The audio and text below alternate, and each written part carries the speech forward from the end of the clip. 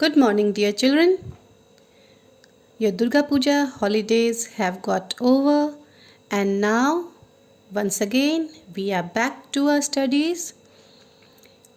Silver Tray, the chapter has already been explained, and now we are going to start the exercises of it.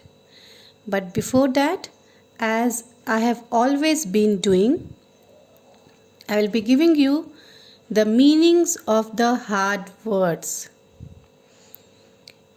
In every chapter, you might have seen that before the chapter begins, there are few words given in the box.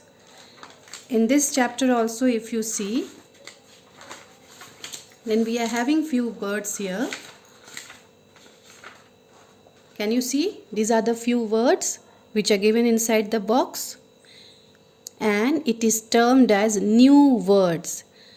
आपने देखा होगा हर chapter के starting में कुछ new words box के अंदर दिए रहते हैं.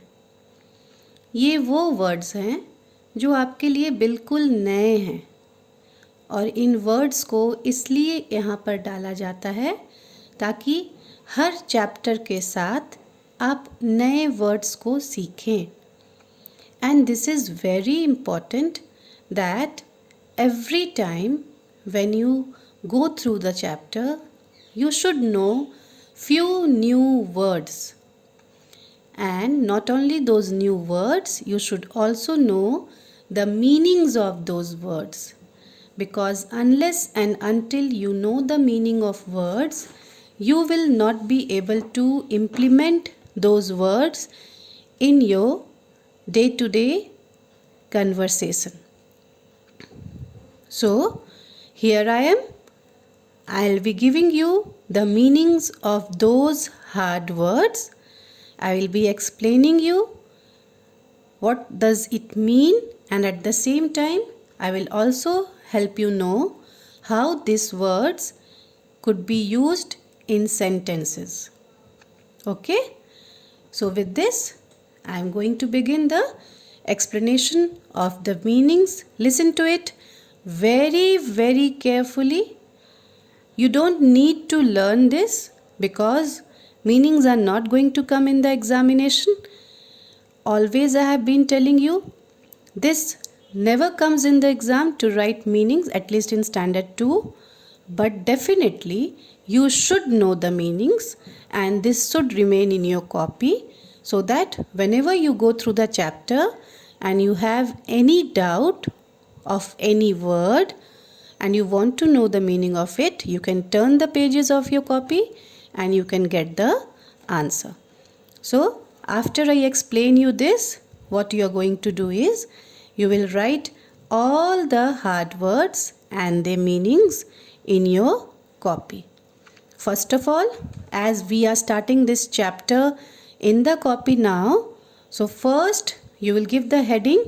You will write the chapter number. The chapter number is, what is the chapter number? The chapter number is 17. I am writing it here also so that no confusion remains in your mind. So chapter number is 17. You will write today's date.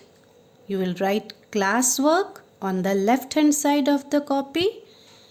Then you will write chapter number 17. You will give the heading of the chapter, the silver tray, and after that you will write hard words and meanings. See to it that you are using a scale to underline the heading. Do not draw rough hand line, okay? Use a scale to underline the chapter name, the chapter number, and hard words and meanings. Keep your copy very neat and clean. No dirty work. A clean copy gives the indication that the child is also as clean as the copy. Okay? So, here is the explanation of the meanings. Village. An area in the country smaller than town. Means a country has got different areas and that area which is smaller than the town. In the country we have states, we have cities, we have towns, isn't it? So a place which is smaller than town, ठीक है, नगर से जो छोटा होता है. बड़े शहर भी होते हैं, नगर भी होते हैं, और जो नगर से भी छोटा होता है उसे गांव कहते हैं, जहाँ बहुत लिमिटेड घर हुआ करते हैं और इतने छोटे होते हैं कि गांव के लगभग सब लोग एक दूसरे को पहचानते हैं. सो that is a village. Sometimes the village is very small and sometimes the village may be big also. Women. So before I go to women, let me come to the sentence of village. You can make number of sentences with village. My grandfather lives in the village. I go to my village during my summer vacation. My grandparents arrived to my house from the village during the Durga Puja. There are number of sentences you can make from village. Then come to the second word, women. This is the plural form of woman. You all know the meaning of woman. Lady, an adult lady. औरत. women का meaning तो आप सब जानते हैं. Women उसका plural form होता है. जब एक औरत होती है तो वो वुमेन कहलाती है. एक से ज़्यादा औरतें होती हैं तब विमेन कहलाती हैं. Okay, just like we have girl and the plural form is girls. लड़की, लड़कियाँ. In the same way we have women, औरत, women, औरतें. More than one woman is called women. Now the sentence, many women were standing near the mall. You all know that women like marketing, isn't it? So many women were standing near the mall. The women were chatting with each other in the park. They all like gossiping also, chatting also. You all might have seen the women in your colonies during the evening hours when they come outside their house. They chat with each other, isn't it? Now come to the next word, that is enough. As many as you want. That means जितना आपकी इच्छा हो, जितना आपको चाहिए था उतना मिलना. That is called enough. The poor man got enough food for the day. गरीब आदमी को पूरे दिन के लिए enough खाना मिल गया. मतलब जितना चाहिए था उसके दिन भर के लिए उतना खाना उसे मिल गया. There were enough cloths in the showroom. Showroom में enough, जितना कपड़ा होना चाहिए उतने कपड़े वहाँ पे थे. Next, forward means ahead. To move ahead, आगे बढ़ना. That is called forward. The teacher asks the student to go forward and collect the copies. Teacher ने बच्चे को कहा आगे बढ़ो और कॉपीज़ कलेक्ट कर लो. ऐसा टीचर कहती है ना क्लास में, जो किसी मॉनिटर को कह दिया, या एक ऐसे बच्चे को अपॉइंट किया जो क्लास का बहुत अच्छा बच्चा है, जिसका वर्क पहले कंप्लीट हो जाता है, कि जाओ बेटा तुम आगे बढ़ो और सारे कॉपीज़ बच्चों के ले लो. मीन्स टू गो अहेड, आगे बढ़ना. Visitors, a person who comes to spend time. Means somebody who is coming to your house and he is coming for some time to spend time with you, to talk with you, to have fun with you, that person is called a visitor. He doesn't stay with you throughout. वो हमेशा आपके साथ नहीं रहता है. वो हो सकता है कुछ समय, कुछ घंटों के लिए आपके पास आया हो, या कभी कभी ऐसा भी होता है कि कोई एक दो लोग ऐसे होते हैं जो आपके घर एक दो दिन के लिए आते हैं और फिर अपना कुछ काम निपटा कर फिर चले जाते हैं. So that kind of people who come to spend time with you, that is known as visitors. I saw few visitors coming to my neighbor's house. मैंने कुछ विजिटर्स को देखा जो मेरे पड़ोसी के घर आए थे. One of the visitor was wearing a blue cap who came to my house. एक विजिटर ऐसा था जो मेरे घर आया था जो ब्लू कैप पहने हुए था. Carefully, showing attention. When you are showing attention, that is called carefully. Means आप उसके लिए केयरलेस नहीं हैं, लापरवाह नहीं हैं.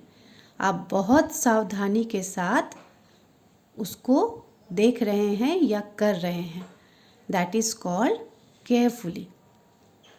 The students of class 2 performed the experiment carefully.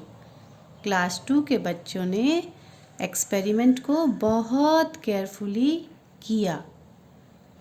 और you can even say that the students of class 2 made the project very carefully. उन्होंने इस प्रोजेक्ट को बहुत सावधानी से बनाया. क्यों सावधानी से बनाया? ताकि उनसे कोई गलती ना हो जाए, कुछ गलत ना हो जाए. तो जब आप किसी काम को पूरे अटेंशन के साथ करते हैं, बहुत सावधानी के साथ करते हैं, उसे केयरफुली बोलते हैं. Next word is surprise. Something that you did not expect और नो अबाउट. सरप्राइज मतलब कुछ ऐसा जो आपने एक्सपेक्ट भी नहीं किया था, उम्मीद भी नहीं की थी, या जिसके बारे में आप बिल्कुल नहीं जानते थे. अचानक से आपको पता चला. Suddenly you knew about it. That is called as surprise. Bicycle was a surprise gift to me by my father. पापा ने मुझे बाइसाइकिल एक सरप्राइज गिफ्ट के रूप में दिया. पहले से आपको नहीं पता था कि पापा बाइसाइकिल लाने वाले हैं. अचानक से उन्होंने आपको दे दिया. सो that is surprise. You did not expect. आपको पता भी नहीं था, आप उसके बारे में जानते भी नहीं थे, आपको मिल गया. My grandparents gave a surprise visit to me. मेरे दादा दादी ने अचानक आकर मुझे सरप्राइज़ किया. पहले से आपको नहीं बताया गया था कि वो लोग आ रहे हैं. अचानक से दादा दादी आए और आपको सरप्राइज़ कर दिए, आपको आश्चर्य में डाल दिए. Okay, so the next word is replied. Say something in response. When you are saying something in answer to somebody's question, that is called as replied. Suppose if I ask you that, Sohan, where are you going? Then when Sohan says, I am going to the market, then what is Sohan doing? Sohan is replying. That means Sohan is giving an answer to the question that I have asked. Trouble, a problem, worry. Whenever there is a problem, okay, then that is called as trouble. किसी भी तरह का कोई परेशानी हो, कोई worry हो, कोई चिंता हो, तो उसे ट्रबल कहते हैं. Okay. The trouble began when the character of Ravana was missing on the stage. मुसीबत तो तब शुरू हुई जब रावण का कैरेक्टर स्टेज पर पाया ही नहीं गया. Now this also happened with our play. Do you remember when we had organized the play of Ramayana before the Durga Puja vacation? हम सब ने भी प्ले किया था ना दुर्गा पूजा वेकेशन के पहले. कितनी परेशानी हुई थी. रावण का कैरेक्टर फर्स्ट प्ले का ग्रुप ए का रावण का कैरेक्टर रेडी ही नहीं था. So this is a kind of trouble. ये बहुत परेशानी में डाल देता है इस तरह की चीज़ें. जब कोई प्रॉब्लम हो जाए, कोई चिंता का विषय हो जाए तो उसे ट्रबल कहते हैं. Do not create trouble for your family members.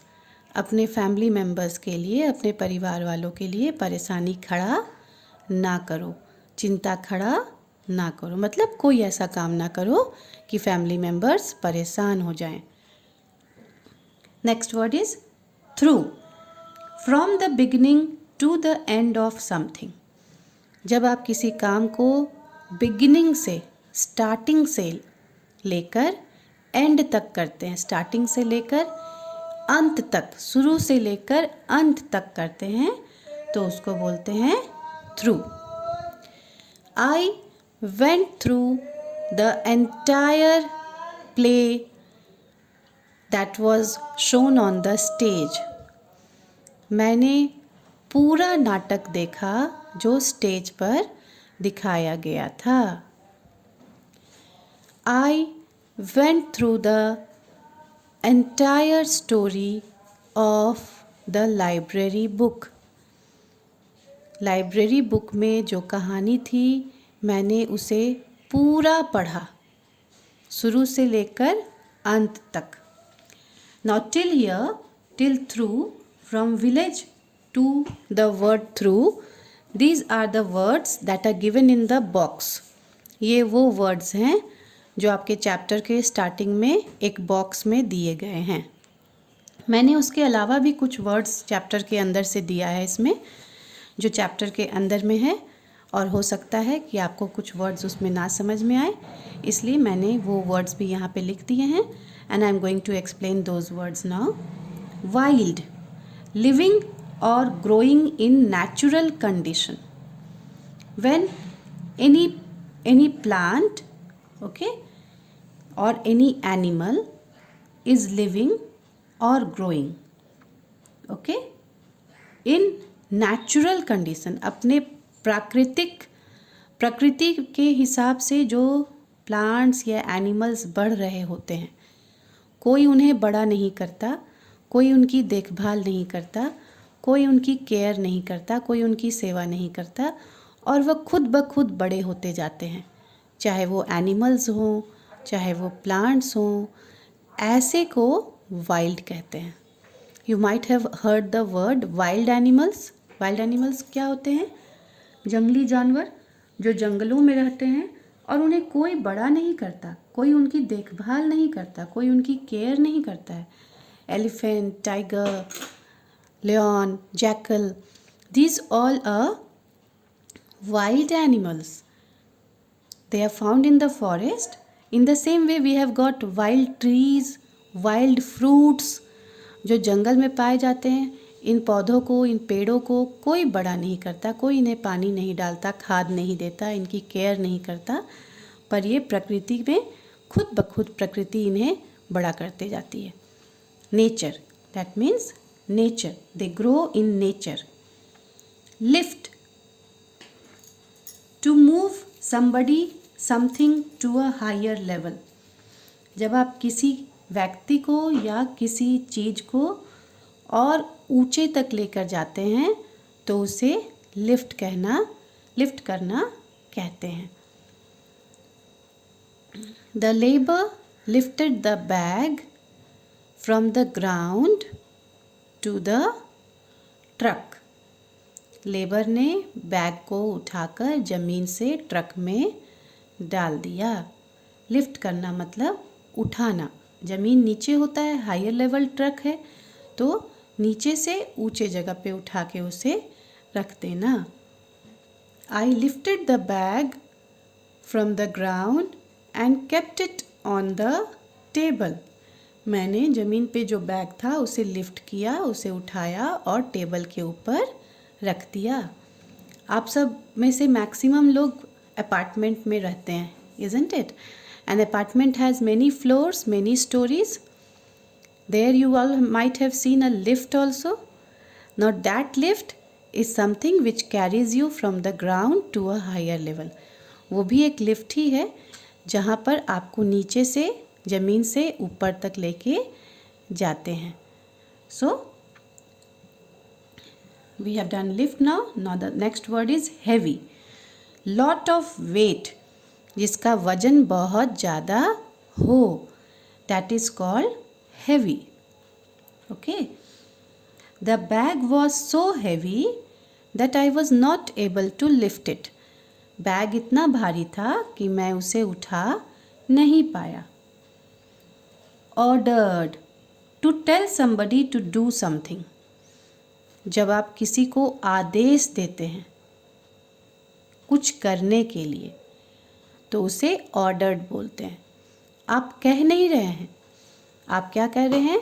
आप हुक्म दे रहे हैं, आप आदेश दे रहे हैं. ऐसा कौन करता है? जो आपसे बड़े हैं या पोजीशन वाइज जो आपसे ऊंचे हैं वो ऑर्डर करते हैं. ओके.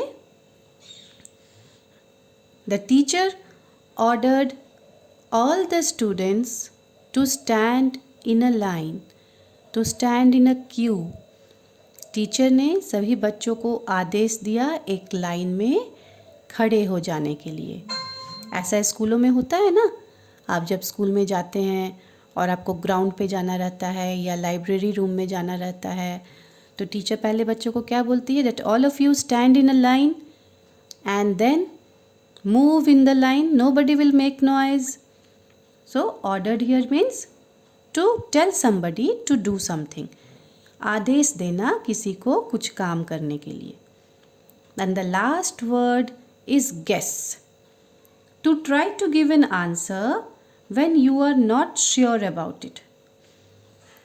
आंसर देने की कोशिश करना, जवाब देने की कोशिश करना जब आप उसके बारे में श्योर नहीं हैं, आपको पूरा विश्वास नहीं है कि आपका आंसर सही है, आपको यकीन ना हो, आपको पक्का उस आंसर पे विश्वास ना हो, फिर भी आप आंसर देने की कोशिश करते हैं. That is called as guess. आप सब ने कौन बनेगा करोड़पति देखा होगा, जहाँ अमिताभ बच्चन आंसर्स पूछते हैं. कई बार कंटेस्टेंट को आंसर पता होता है तो वो झट से बोलते हैं और कई बार उन्हें पता नहीं होता है तो वो गेस करने की कोशिश करते हैं, आंसर देने की कोशिश करते हैं, आंसर उन्हें पता नहीं होता है. So that is called as guess. I guess all my answers are correct. मैं गेस करता हूँ कि मेरे सारे आंसर्स सही होंगे. आपको पक्का विश्वास नहीं है कि आपके सारे आंसर्स सही होंगे, आप सिर्फ गेस कर रहे हैं कि हो सकता है कि आपके सारे आंसर्स सही हो. Okay. Now with this I have given you the meanings of all the hard words of the chapter. Go through those meanings and you will definitely have many more new words in your pocket and you can use these new words in your conversation. Thank you.